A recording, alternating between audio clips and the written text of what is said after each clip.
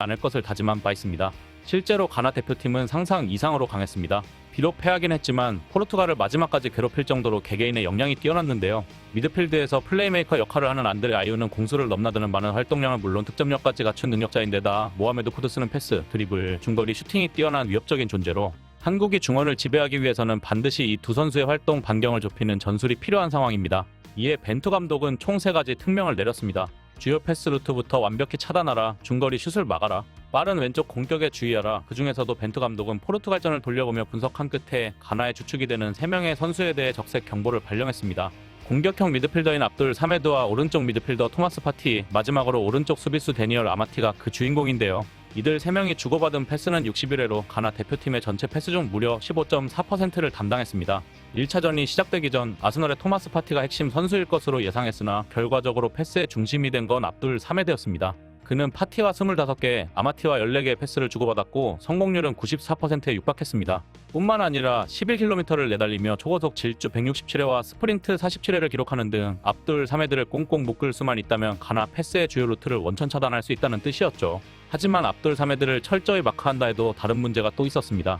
유독 젊은 선수들만으로 구성된 가나 팀은 피지컬적인 측면에서만큼은 H조에서 가장 뛰어나다는 평가답게 양 사이드의 전개 속도가 무척 빨랐던 것인데요.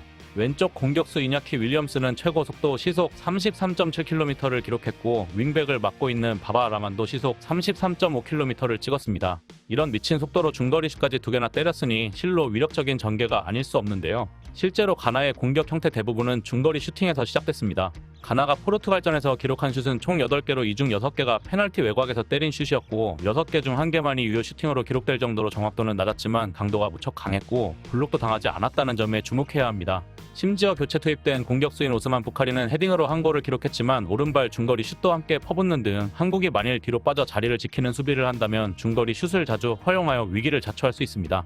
이를 모를 리 없었던 벤투 감독은 중거리 슛에 대비해 전진 압박 카드를 꺼내들 가능성이 높습니다. 두 번째로 조심해야 할 부분은 바로 가나 대표팀이 크로스에도 매우 능하다는 것인데요. 포르투갈전에서 기록된 가나의 크로스는 총 12번으로 특히 발빠른 선수가 포진된 왼쪽에 집중됐습니다. 참고로 우루과이전 선발로 나선 한국의 우측 수비수는 김문환으로 그는 당시 10.7km를 뛰어다니며 누네스를 지워버리는 등 맹활약을 보인 바 있는데요. 따라서 왼쪽 공격수인 바바 라만과 쿠두스를 봉쇄하려면 김문환의 활동량과 토온이 더욱 절실하다고 볼 수 있습니다. 다만 포르투갈과의 일전을 대비해 우루과이전에서 부상을 당한 김민재를 한 템포 쉬도록 하겠다는 벤투 감독의 선택은 상당한 도박이 될 전망입니다.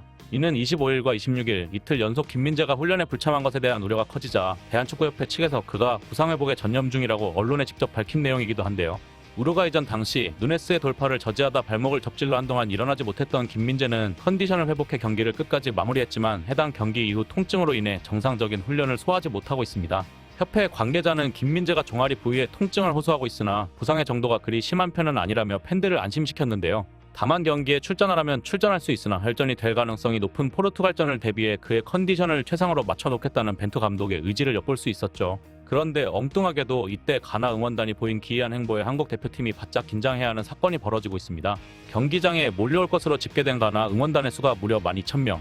이들의 행색을 보자면 평범한 응원단이라고 도저히 생각할 수 없는 수준인데요. 거대한 가나 국기는 물론 선수들에게 짜증과 소음을 유발하는 부부젤라와 피리 등으로 중무장하여 별도의 제재가 없다면 이는 경기에 상당한 변수가 될 전망입니다. 카타르 신문 페닌슐라에 따르면 카타르에 거주하는 가나인이 대략 2,000명 정도 되는데 이들과 원정팬이 합세하여 엄청난 응원전이 벌어질 것이라 예상했습니다. 참고로 2차전 무대인 에듀케이션 시티 스타디움의 수용 규모가 4만 명 정도인 것을 감안하면 한국 대표팀은 사실상 가나 홈에서 경기하는 것과 다르지 않은 상황인데요. 이들의 광란적 행각은 지난 18일 한국 대표팀을 취재하러 나선 기자들에 의해 한 차례 보고된 바 있었습니다. 가나 대표팀과 마주친 한국 기자들에 따르면 이날 가나 대표팀의 숙소 입성 장면을 보기 위해 3,000명의 팬들이 갑자기 몰렸고 이들은 저마다 가나를 상징하는 응원 도구와 유니폼으로 중무장한 상태였다고 전했습니다. 그들은 거리에서 춤을 추고 노래를 부르는 등 파티를 열었고 그 열기가 어찌나 강했는지 100m 떨어진 곳에서도 응원 소리가 울릴 정도로 엄청난 굉음을 내뿜었다고 합니다.